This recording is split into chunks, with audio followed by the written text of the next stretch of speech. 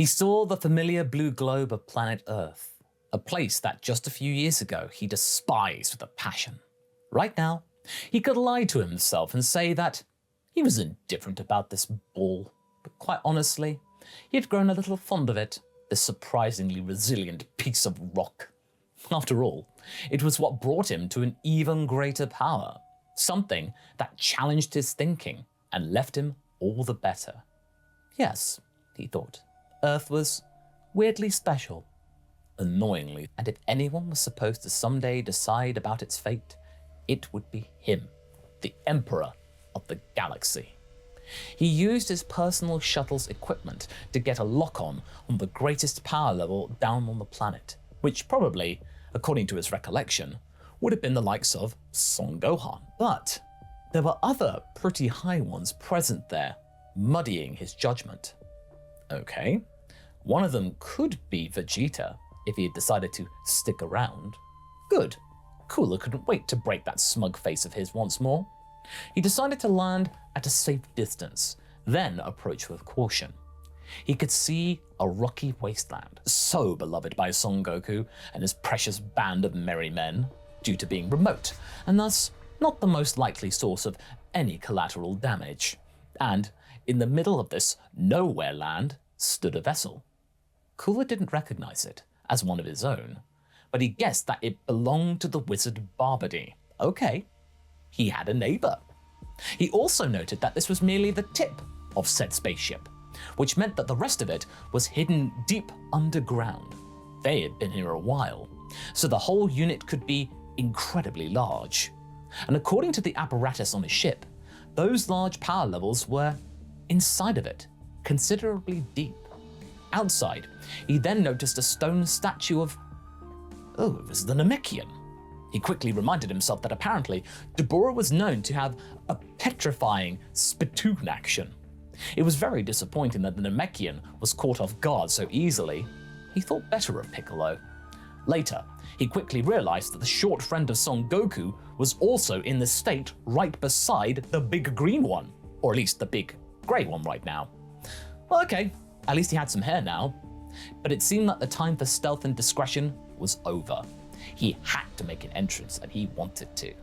Without any further issue, he drilled through initial levels of the vessel and appeared in front of a surprised crowd. Well, he was also quite shocked to see one particular person there, Son Goku. Something was different, as his head was adorned with a halo. Other than that, he could see Vegeta and someone who was strikingly resembling the supposedly deceased Saiyan. He figured out that it must have been Son Gohan, as the aging of the short-living species was confusing to him. He didn't really change in appearance much, but other than that, there were two Kaioshins as well, and Dabura, whose red skin slowly turned pink. Lord Cooler, what are you doing here? Gohan was quite surprised to see this. This fool again? Get off this planet, or I shall remove you myself! Vegeta gritted his teeth at the sight of Cooler. Charming. Speaking of, I was about to ask the same thing. He glared at Goku. Hi, Cooler. This is just my one-day pass for the tournament. Tournament? Aren't you here because of the Majin Buu thing? The Emperor sighed. Of course it would be tournaments. Oh, that kind of came along after the fact. Goku grinned, a little perplexed by the inquiry. Oh, of course it did. Dabura finally managed to get away in edgeways and say something to the crowd. Could we start the fight already? Cooler smirked. About that. Son Gohan, would you mind allowing me to swap in for you? I am here, actually, because of him.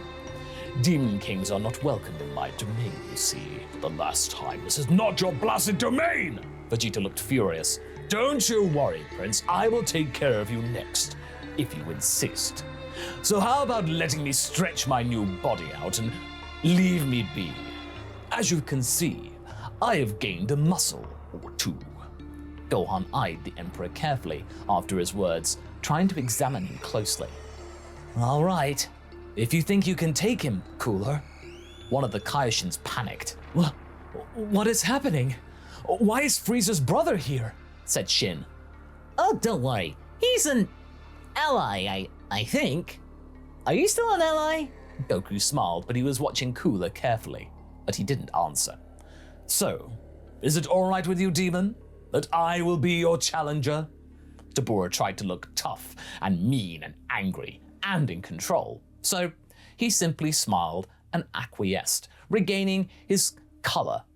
Humbling you is going to be an absolute experience. And as such, Gohan stepped back, only for Cooler to take up position. The arena around them transformed into some sort of demonic realm. The Emperor was still in his fourth form, and as he expected, the stone spit was the first thing that Dabura tried to do, so he simply dodged it, having seen what Piccolo and Krillin had happened to him.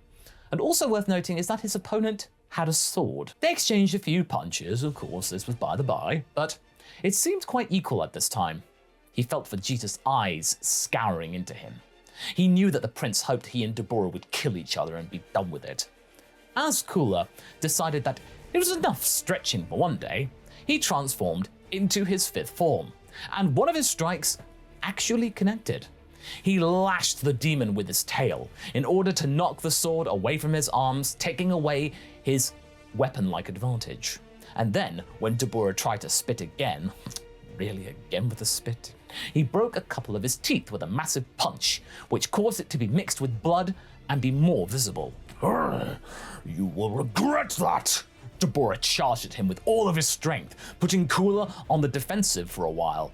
He was strong, probably as strong as Perfect Cell, but this time, it was Cooler. He allowed his enemy to think that he had an upper hand, only to suddenly stop his charge at his whim with a powerful sucker punch into the abdomen.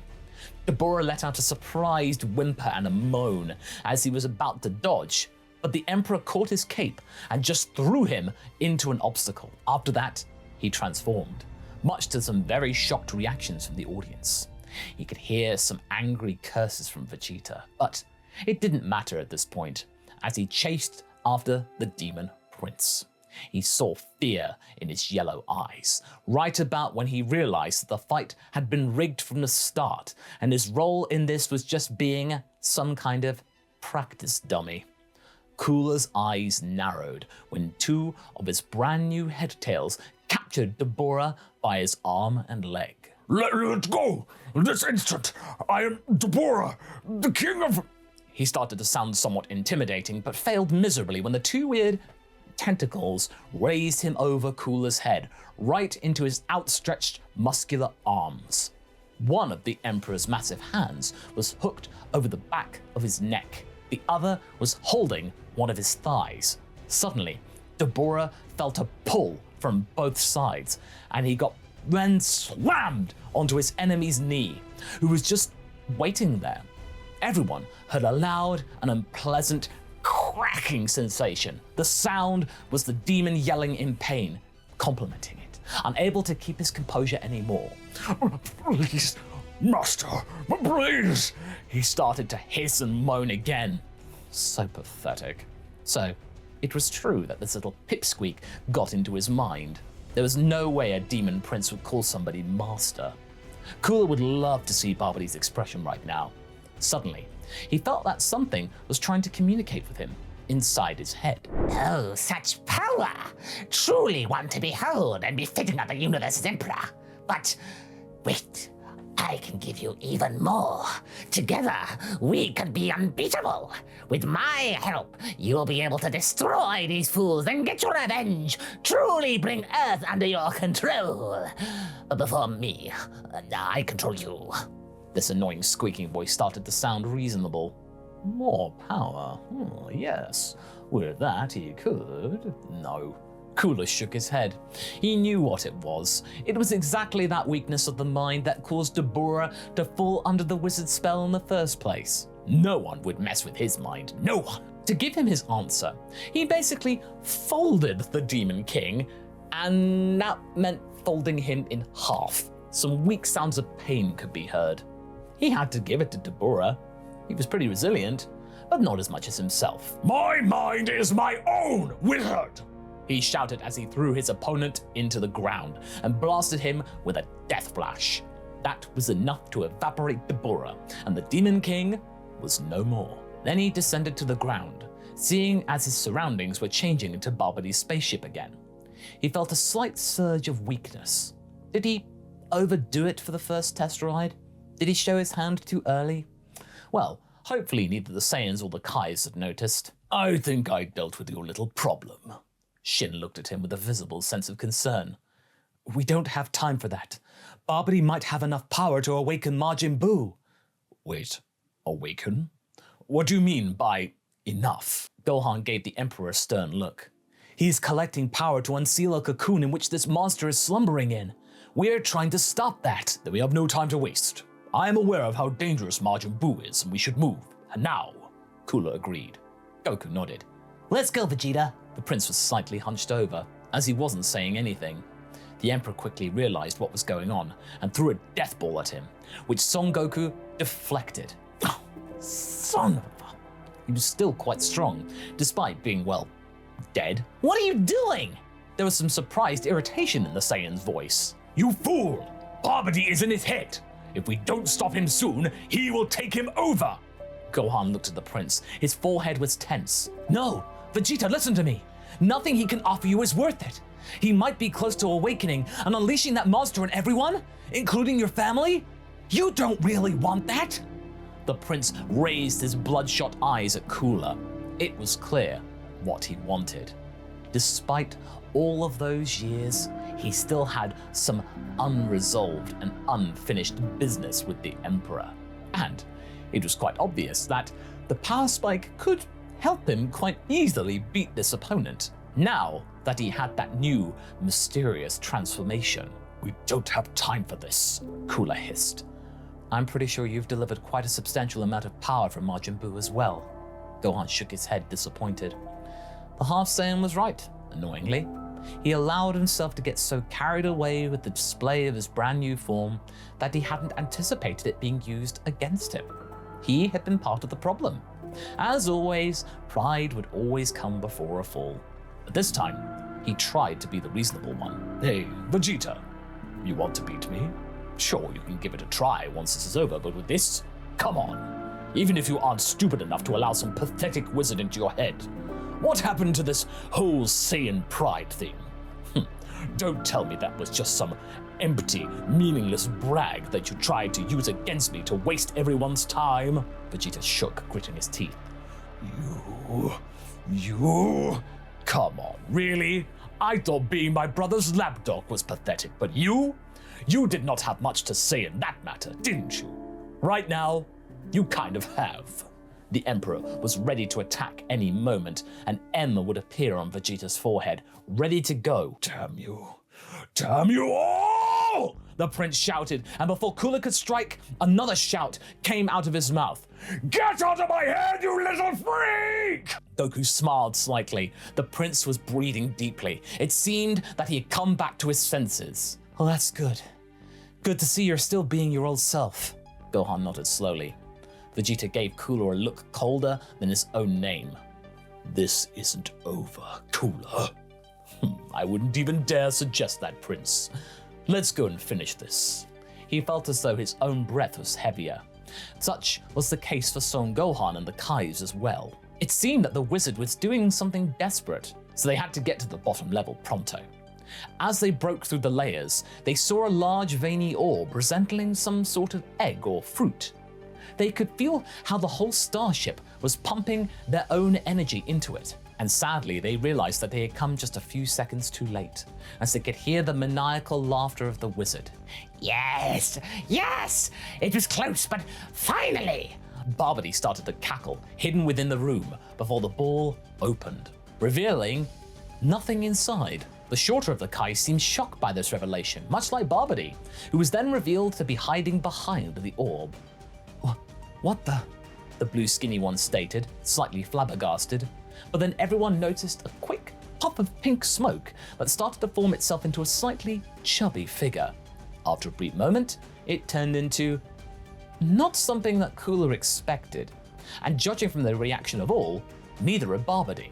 It was a large, childlike creature with pink skin and narrow eyes. So, that's it? The Emperor rotated his head, only to see the Kai frozen in place. Yes, I could never forget its disgusting face. Cooler nodded slowly. Good to know. And with that, he launched a death ball at the creature. Initially, it seemed like it had disappeared, blown apart into millions of tiny pink fragments, but they quickly started to reform, and it happened in the blink of an eye, much faster than in the case of Cell. Yes, now the Emperor was sure this was the real deal. Barbod's hysteria became a sinister laughter. Yes, Boo, yes! Destroy those fools! As the thing reformed and composed itself, it looked to Cooler with a morbid curiosity. You wanna play with Boo?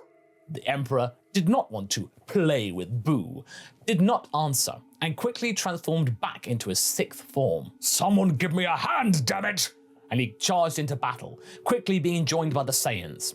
His punch connected as he sent the blob-like creature flying, but it was quickly realizing that it was treating this whole thing as some sort of playtime, as he quickly returned to them, wavering around his weird mitten hands. His attack had no interest in hurting as much as they did. Cooler was surprised at how, despite its appearance, this being was keeping the seven of them at bay, to the point that it had chased them out of the ship. Attacks were connecting and the blob was thrown around, it was just, they were doing nothing to that creature, it wasn't being damaged. At this point, Cooler understood why his father warned him and Frieza to never pick a fight with this creature. At this point, he knew why he was here, to end this threat to his empire once and for all. And this is where we're going to be leaving things for Act 4.